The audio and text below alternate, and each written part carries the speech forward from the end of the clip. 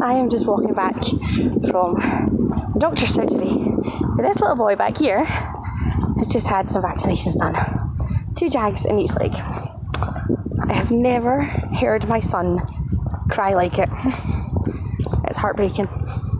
And when you're having to physically restrain them so that the nurse can administer the next jag, it's really difficult. And it got me thinking about how God must feel when he sees his children, when he sees us in pain. And so many people ask, if God is loving, why does he allow people to suffer? I allowed my son to suffer today, momentarily, for a greater cause, so that he is protected from other things. But I can't protect my son from every hurt and every harm. Now, I am not all powerful as God is, but it doesn't mean that I don't love my son when he gets hurt.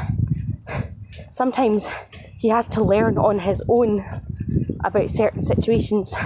He has to learn not to run while holding a muslin that he can trip over, which he did yesterday. He has to learn not to touch something that is hot.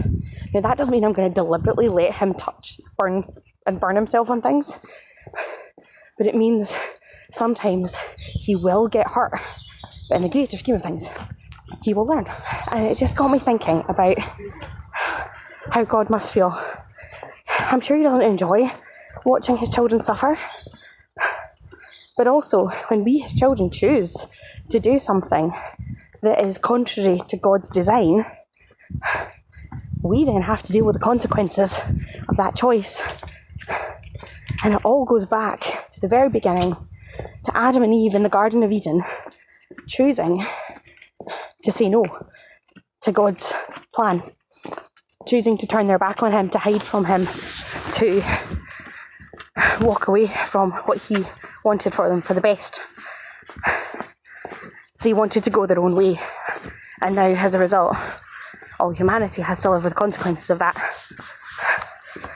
I will do my best as Samuel grows to teach him what is right, to teach him to be safe.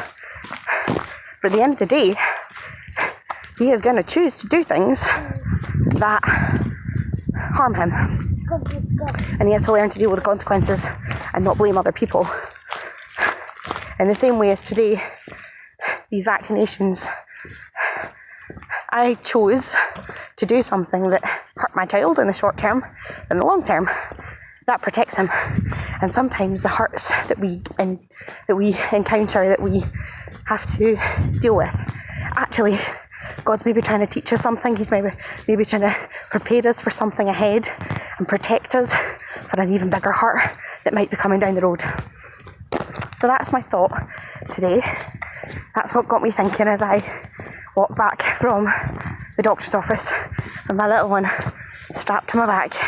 And we are going to go home and we're going to have lots of cuddles to make him feel better, because I'm sure that'll help.